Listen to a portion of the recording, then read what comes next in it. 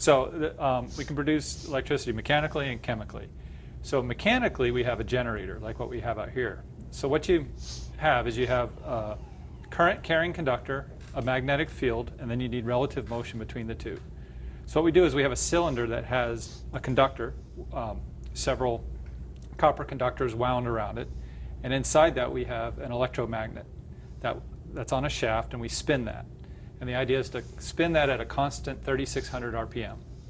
And so that's what we're trying to do, whether it's a combustion turbine that's turning that electromagnet, whether it's a wind turbine, whether it's a hydro turbine, whatever. The whole idea is to spin that electromagnet within that conductor.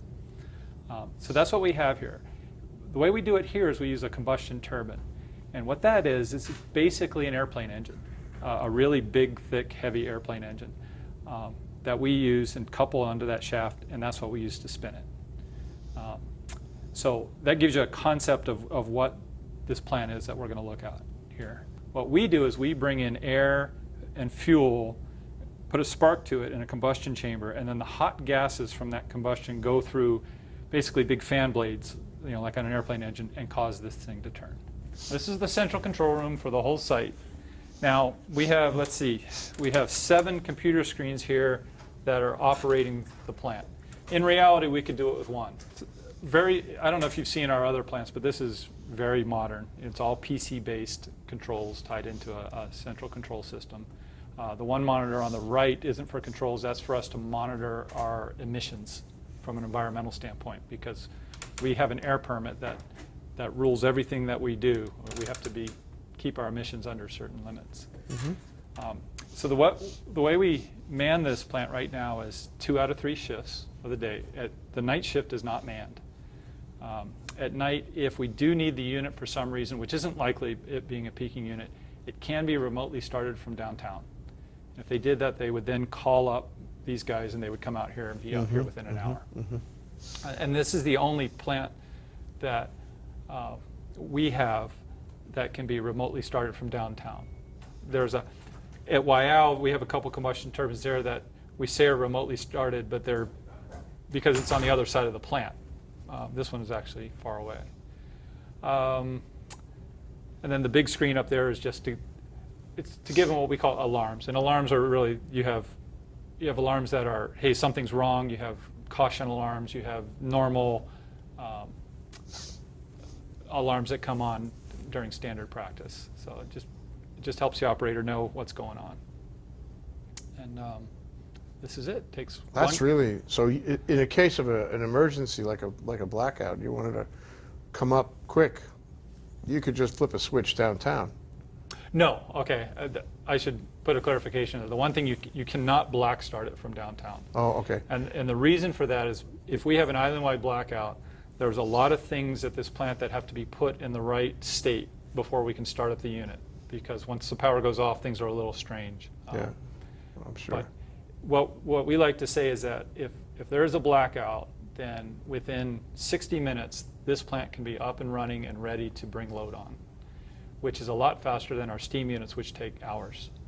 But this will help the steam units get started. Right. Once you bring this up and it's ready to pick up load, you can we need to bring some load on. So in other words, start powering people's houses in some businesses, but also this could provide power to Kapolei and Waiau such that they can start more units. They also have black start units, but they can't start all their units at one time with it. They have to do maybe one at a time. Yeah. If this was up online, then they could start them all at one time. Yeah, that's great. So I think really what would happen in the next blackout is that generation would be up, and then it would be up to how fast we can actually close in circuits and get people back in. The other good thing is that unlike a steam unit, if you have a steam unit and you start bringing load on it, there's a lot, I don't know how to put this, it's a lot more sensitive to bringing big loads on at one time. You have to bring on some, give it time to stabilize out before you can bring on more load. With a combustion turbine, you can bring on load a lot faster and bigger chunks faster. So you don't have as much of a concern about, oh, we put on too much, now it's unstable, it's going to trip again.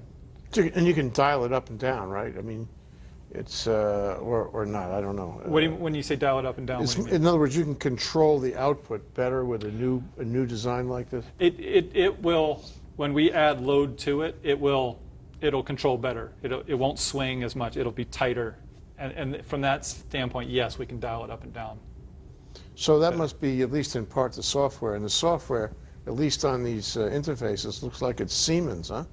It is Siemens, yes. So it's a Siemens combustion turbine. It comes with its Siemens control system, but then we bought a Siemens control system to also control everything else in the plant. So it seamlessly integrates. Wow. You must be very proud of this. I am very proud of this. Yeah. I really am.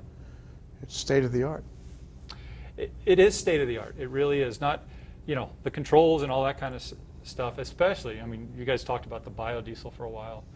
Biodiesel is very new. We had to, we're the beta plant for a lot of things.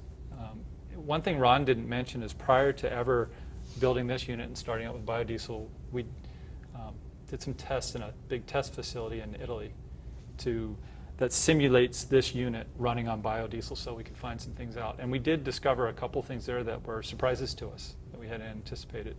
But that allowed us to put in design changes to handle that.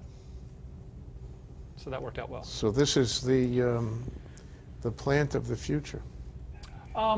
Would you ever see another one like this? You mean at Hawaiian Electric? Yeah. Absolutely. You know, we're going to have to put in new generation, and we're going to have to start retiring some of our older units and put in new units. And new units that go in are going to have to be even more flexible than this unit as far as startup times and ramp rates with all the wind that's going to come on. So I wouldn't be surprised if you see some more combustion turbines at this site running on biodiesel. There's room. There's room, and we laid it out for that. I wouldn't be surprised if we see potentially even large, I'm going to call them diesel engines. They're actually reciprocating engines running off of a biofuel. You know, large units that are like 20 feet tall, 50 feet long. So that's. Yeah, so one thing that I think you've clarified for me is that this is, you call this a peak plant, and it is more flexible than other baseload plants, but Correct. You could make this into a baseload plant just as easy. We could. Typically, if you're going to make a combustion turbine a baseload plant, what you do is on the back end, you put a heat recovery steam generator that recovers the waste heat, produces steam, and then you run that through a steam generator. That makes it a more efficient unit. But then you lose some of that flexibility that you have with being able to start it real fast and ramp it up and down. So when we put this in, the idea right now is that it's peaking. We did lay it out such that we can add the rest of that equipment in the future if it makes sense. You could. So you could have duplications of this, either fitted for peaking or base load. Correct. That's and correct. then you could change them. Correct. Once you outfit them, you could change them from one function to another. You can. This place is in great shape. I'm so happy that you mowed the grass for us before we came out. They do a really good job of maintaining it out here. The project as a whole was $195 million. We're at 95, okay. That included a transmission line and some work at a few substations too. You know, when you get up close to it, that is a monumental piece of gear. That is serious. Yeah, I'm going to take a picture of The it. stack is 210 feet tall. Yeah. There is a certain industrial aesthetic to it, you know. I think it's beautiful. So remember I was telling you got to bring in air and fuel together and mix Yeah, it up. So yeah. the way air is brought in is through this sawtooth pattern here. Yeah. That's a big filter house. So Yeah. we need really clean air. So air comes in there, comes down into the turbine. And the way the air comes in is there's actually a set of 14 rows of fan blades, I'll call them, turbine blades, that when the turbine's spinning actually sucks the air in. So the way we start it up is there's a 2,000 horsepower electric motor tied to it. So we start that up and that brings it up to speed, starts bringing in the air, and at a certain point we can put in fuel and then you don't need the... and then we don't need the electric motor anymore. Yeah. But that electric motor is the key part of black starting. That's what we need to provide power to be able to black start the unit. So how do you get that started if you have no power? So we have two black start diesel generators I'll show you. Okay. And the diesel generators start up on battery power.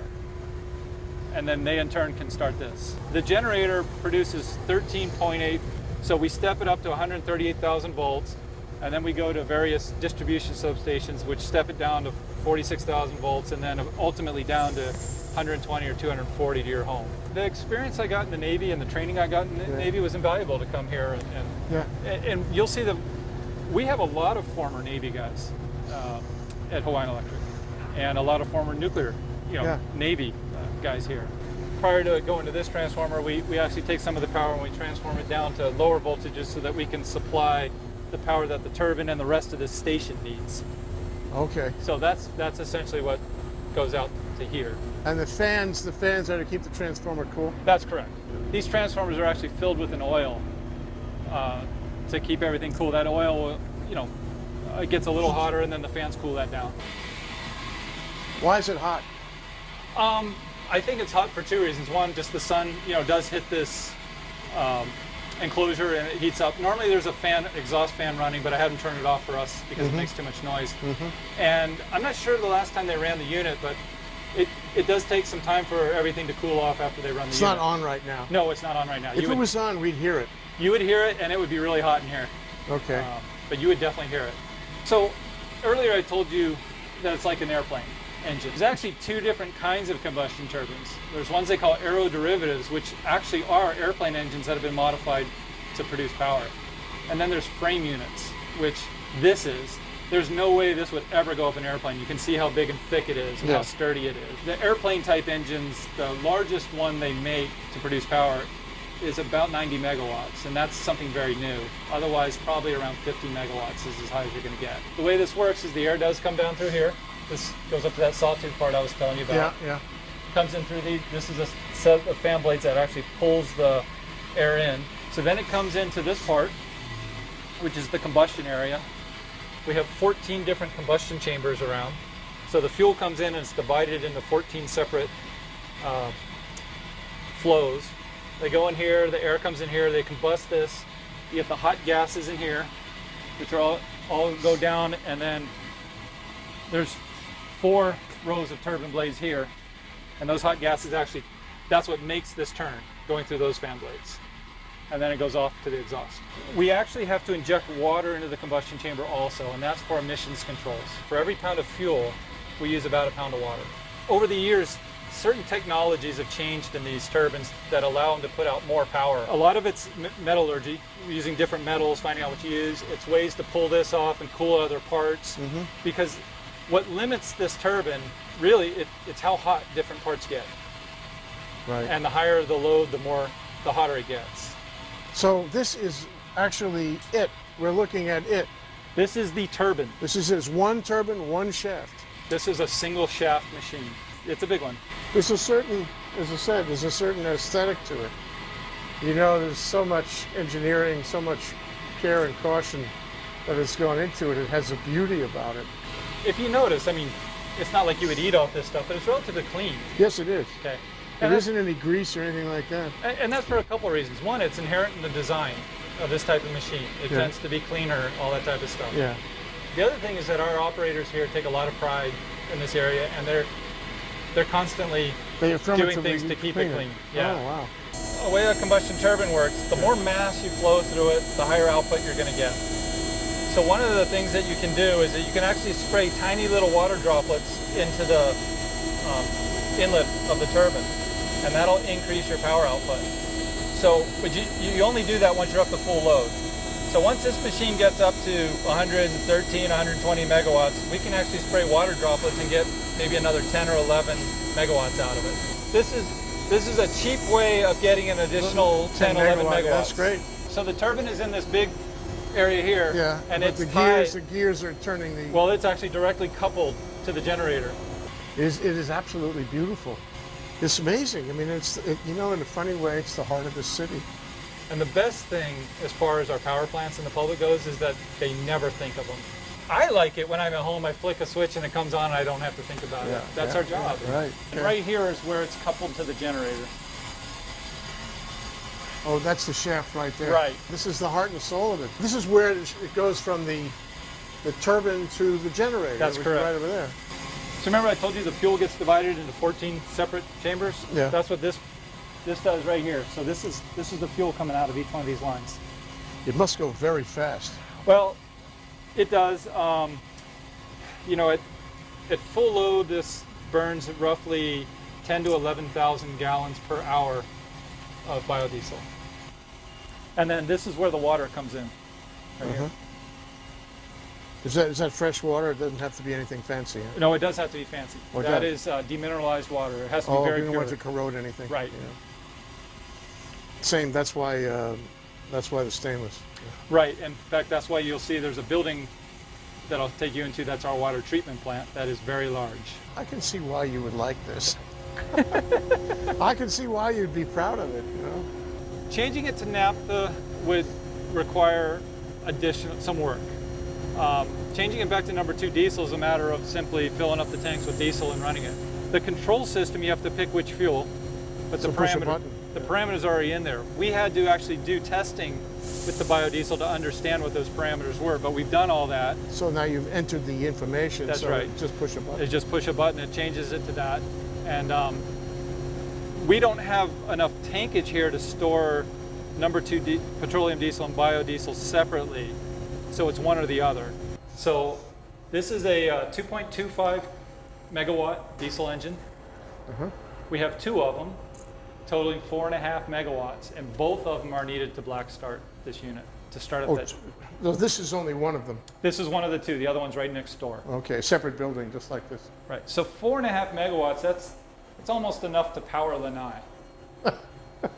But that's a large engine, and when you first start it, it takes a large surge of current, and you need this much power to make sure the voltage doesn't drop too low on the initial start. Otherwise, one of these diesel engines is enough to run all the auxiliaries at this whole power plant by itself. Interesting. This is a real powerful engine then. It is. Wow, and it's not that big when you think about it. Yeah, you know, that's... It's not the size of a jet engine or smaller. Yeah? You'll see that, you know, technologies that involve, that came up using fossil fuels and everything, like diesel engines or combustion turbines, do pack a large punch in a small package. So in a worst case analysis, this hasn't been used to come up from a black start. No. But in the worst case, you need to do that. You drive your car out here. You come into the building, right? Am I right? Well, or you do it remotely? No. Well, if it happens during the daylight hours, then you're going to have operators here. Right. Okay. So they're going to come out here. First thing they're going to do is start up these diesel engines. Then they're going to line up the plant, get everything ready, and then start up the combustion turbine. Now, they have done that many times. They've practiced that. We actually cut off power to this station. Just to try it. And we train and we test and do the black start so that we're ready. Yeah. The part that we can't simulate is actually picking up load on the grid from a black condition, because we have to black out the island to do that, and that's... You could skip that part. We'll skip that part, yeah. So these large gray tanks you see all hold water. Really? Yep. Remember I told you, Yeah. essentially water is fuel. Yeah. Now, if you notice, there's a lot of purple painted valves and other things. Yeah. The reason that's painted purple is because one of the sources of water that we have is reclaimed water from Honolulu. What does reclaim mean? So reclaimed water is sewage water that they've cleaned up. For this particular water, they've actually partially demineralized it, and they send it to us. Okay. So what that does is it means we're not affecting the potable water system out here. Right. Especially out in Campbell Industrial Park, where water is not the easiest thing to get. Yeah. So we made a commitment a long time ago not to put a Use the major potable impact water. on potable water for industrial sources. Yeah. So one of our sources of water is reclaimed water, which we're also using at Kapolei now. The other source of water is groundwater from here. And the groundwater here, the water table is about 10 feet down, and then it goes down, I'm not sure how far, but our wells go down 100 feet and pull up it's a saline water, it's almost seawater. So our water treatment system is designed to, in the worst case, to be able to handle that very contaminated water and make very pure water out But of you it. absolutely need the water to generate the power. We cannot run this unit without the water. Yeah. That would be a violation of our air permit. Yeah. I love the little purple signs, do not drink. Yeah, But I mean, how in the world could you actually drink it even if you wanted to? that's a requirement from the Department of Health Okay, to got put the it. signs up. Top here, see these two beige tanks? Yeah, That's what's That's- holding the biodiesel. I figured that. Yeah. And right now we bring in the biodiesel via truck. Okay. So it's actually shipped from Iowa to here in what they call ISO tank containers. Each one of those containers is just under 6,000 gallons. Goes on the back of a truck. They bring it in here and pump it off with those, you see the hose? See the hose on the black hose on the ground? Yes. So they hook that up to the truck and offload the fuel into our tanks. Hopefully one day, if we ever get a more robust fuel infrastructure on the island to handle biofuels, we'll be able to pump bring it that. in by pipeline. Yeah. The published shelf life for biodiesel is 6 months. But fossil fuel lasts forever. No? No, it doesn't last forever. Most people think it does, but really the published life for fossil fuel is about a year for regular diesel. Okay. Now these tanks are actually internal floating roof tanks, and what that means is if you walk up to the top, there's a hard fixed roof, but inside there's a roof that actually goes up and down with the level of the fuel. So we don't have the air between the fuel and right. because we're not introducing a lot of air into this, the biodiesel will hopefully last longer. The one thing that we don't have experience with is long-term storage of biodiesel. Yeah. And we're taking samples every so often of this and analyzing and seeing how it does degrade over time. Yeah, especially in local temperatures and all that. Right, that's right. And then these two beige tanks only feed this power plant. Okay, is it going to go on now? We're at peak on a Friday evening. I'm not sure. You know, when If you really wanted to be nice to us, you would just turn it on and show us. Well, when you were doing the interview, right before you came, I was talking to the operator, and he said he doesn't know yet. The dispatchers weren't sure. Yeah, really? What about for a favor? Probably not. How much of a supply does this constitute? In other words, assume no further ships are coming in. Oh, How many days of light and power do we have? for the black oil, Yeah. we try to keep, I think it is 35 days of storage on island at any one time, Yeah. such that if something happened to the shipping chain or the ability for the refineries to provide us, Yeah. we could last long enough to bring in a ship from outside and fill them up. Yeah. We will be keeping. With this plant, it's a little bit harder to say because it's a peaking plant. We actually don't use that much fuel. Right. We'll probably be keeping more than 35 days of our normal supply. Right. But if you look at if we ran the unit full load 24/7, this is probably only a couple weeks worth. Yeah. But you wouldn't. Yeah, we typically wouldn't. Yeah. This is a beautiful place. Gee whiz. It looks like you could drink this water. Actually, the problem with after we process it, the problem with drinking it is it doesn't have enough contamination in it. Yeah. And it might has start. no taste. It'll start sucking out nutrients from your body if you drink it. This must have cost a pretty penny over here. Yes, it did. So I believe the equipment in here cost $4 million. But this is what you need to do. It is, and one of the things that Hawaiian Electric does, of course, is that we build redundancy into everything. Because we are an island, because reliability is so important to us, we have to have that. Yeah. So I've changed jobs since this was done a little bit. And Yeah. My job now is more so to look at what we want to put in the future. Well, that's great. For new generation. What a great transition for you. Yeah, it is. Moving on. That's exciting. wonderful. Yeah. There's kind of two levels of storage that I think of. The first level is such that when the wind is blowing and going through some normal fluctuations, you kind of even that out. The small stuff, yeah. And that's where a battery or something else can do that. Yeah. But when you're talking about Overnight. always having firm, reliable power to provide in case the wind's not blowing at all, Yes. you have to have conventional generation. It's not going to go away. But you Well, have to bring it up and down, though. That's right, but to match well with wind, it has to be able to come on and off several times a day, has to be fast starting. This kind of plant is perfect for that, isn't it? This kind of plant is almost perfect for that. I think actually some smaller engines that can actually start up faster and are a little bit more flexible would be even better. And you'd use fossil fuel because... No, we would use biofuel. Okay. So that's what you're looking at. Yes. That's fabulous. Yes.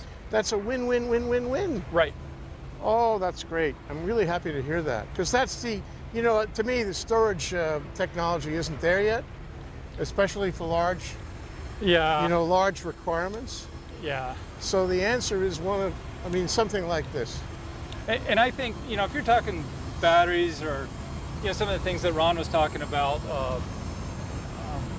pump storage, hydro, or other things, you know, they have a place, but to make those actually big enough to be able to serve what you need, I don't know if that's ever going to happen.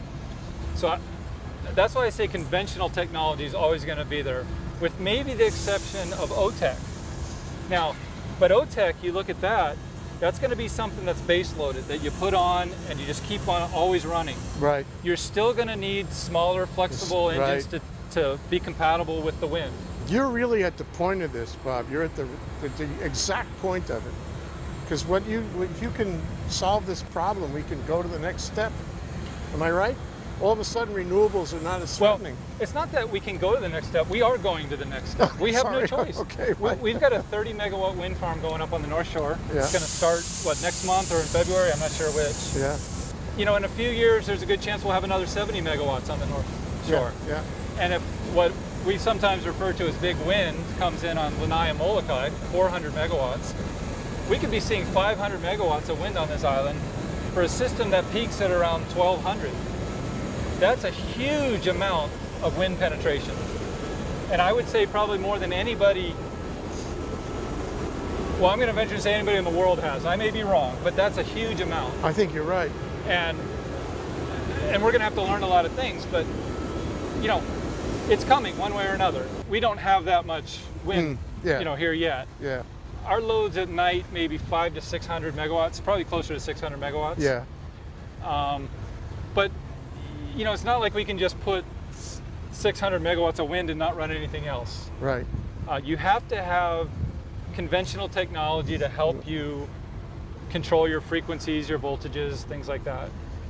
But it sounds like the future is something like, you know, a fair amount of wind. Yes. Because wind is cheaper than anything else. As far as renewables go, yeah. Wind is probably the most cost effective. Yeah. So when then you do that, and then you do this the conventional with biofuel. Right. And you get fast starting plants that you can control. Right. And you try to automate the control, and then you got almost a perfect system right there. I mean, you got to have great software. Well, no. You got to have great control. Yeah. But can't you do it that way? Well, I'm going to say yes. I'm not saying we could do that tomorrow, but I think that that's doable. Yeah. You know, but even our, you're still going to need. Well, I guess if you get enough of that, but you're still going to need some base load, of course, conventional technology too, and yes. That's why, you know, we're doing a test early next year to blend some biofuel with the fuel that we use at Kapolei, and to use more of that. We also have RPS requirements. Let's say 40% is supposed to be renewable by 2030. Yeah. I think I got the date right there. Yeah, that's right. That's a large amount, and right now, it's hard to see meeting that goal without biofuels. You know, the world doesn't end in 2030. That's right. There is life after 2030. That's right. And there should be a plan for after 2030. And where do you go then? You know, assuming you meet your goals you like, then you have to go somewhere else too, and keep on plugging. And that's right. And it's really good. We have a plan right now within Hawaiian Electric that takes us to 2020. Which is really good because that's a 10-year plan looking out. If you look much further than that, it's kind of too early to be doing things. But yeah. You know, seriously looking at it, and you know, we're seriously looking at you know, what are we going to do with our existing power plants on a retirement basis, and what do we replace them with? Well, you can make them into museums.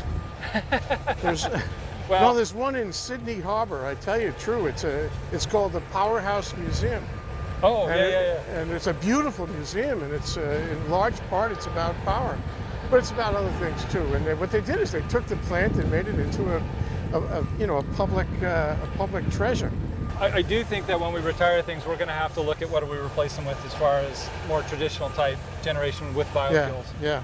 And we're going to need properties to do that. And it is not easy to find locations on this island to put a new power plant. One, there just aren't a lot of industrial zone properties, and two, most people, really don't want you to build a power plant. Right? Yeah, and I don't blame them, but no, but if you gave up your land, you'd have trouble getting new land. and well, I'm probably going off topic and further than I'm supposed to here, but that was one of the neat things about this plant too, was how we worked with the community, hand in hand from the beginning, and got their buy-in and talked about doing things for them. That's why we're using this reclaimed water out at Kapolei now, instead of using potable water. That was part of what we agreed to do because of that. It's really great. Thank you for showing us around. Thank you for talking about it and letting us take pictures of it. It was really a wonderful experience to look at it. Been waiting to look for a year anyway. Oh, well. So I'm happy to look today. Happy to show you. Thank you very much, Bob. Thank you.